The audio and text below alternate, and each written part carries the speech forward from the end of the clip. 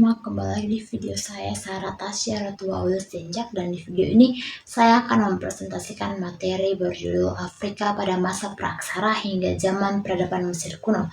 Video ini saya buat untuk memenuhi tugas mata kuliah sejarah Afrika yang dibimbing oleh Bapak Abdul Haris Nasution SPD MPD.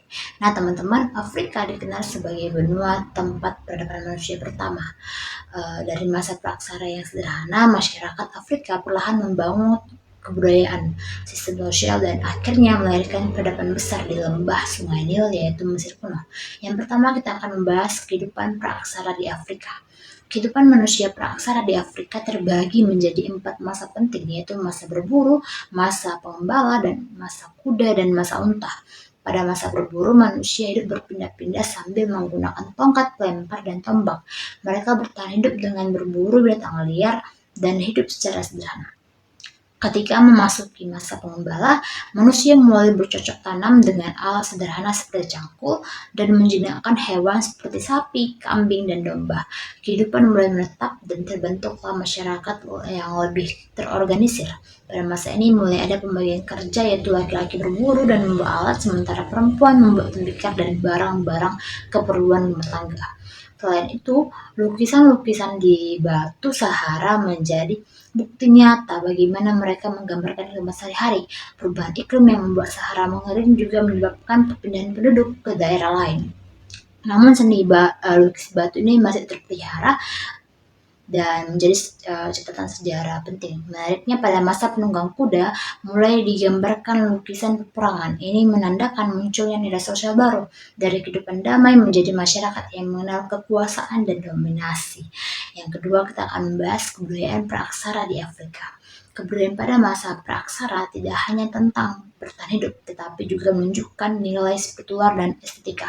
Dalam jurnal karya Anissa Ambarnis berjudul Corak Kehidupan Masyarakat Dunia pada masa transisi revolusi Neolitik, dijelaskan pada masa bercocok tanam, manusia mulai membuat alat yang memiliki bentuk halus dan bahkan digunakan untuk upacara keagamaan.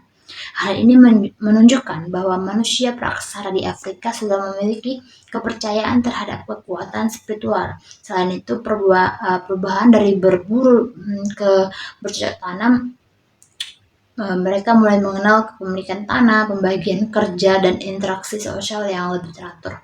Dalam buku The Dark Continent Sejarah Afrika karya Bapak Abdul Haris Nasution juga dijelaskan bahwa lukisan batu di Tassili menggambarkan seperti berburu, mengembala, dan seni menjadi bentuk komunikasi dan catatan budaya pada masa itu. Dari sini terlihat bahwa masyarakat Afrika sudah memiliki kebudayaan yang matang dan menjadi dasar bagi lahirnya peradaban besar berikutnya. Yang ketiga, kita bahas peradaban Mesir kuno.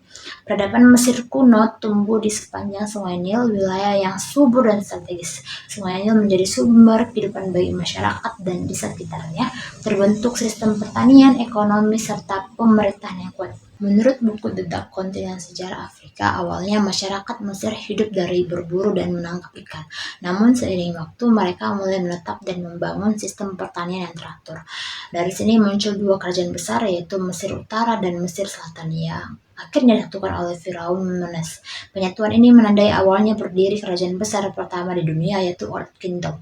Pada masa ini, kebudayaan monumental seperti pembangunan piramida mulai berkembang. Dalam jurnal Mustafa Umar berjudul Mesopotamia dan Mesir kuno, dijelaskan bahwa piramida merupakan simbol keabadian dan keyakinan terhadap kehidupan setelah mati. Agama Mesir bersifat politeisme dengan dewa-dewa seperti Rasioris dan Amon yang mereka sembah. Kepercayaan ini melahirkan tradisi mumifikasi dan pembangunan piramida sebagai tempat peristirahatan abadi para firaun. Pada masa New Kingdom, Mesir mencapai puncak kejayaan di bawah Ramses II dan Amenhotep III. Namun, pada masa Ramses III, tanda-tanda kemunduran mulai terlihat akibat krisis ekonomi dan pemberontakan. Meskipun demikian, warisan budaya, seni, dan keagamaan Mesir tetap menjadi dasar penting bagi perkembangan peradaban dunia.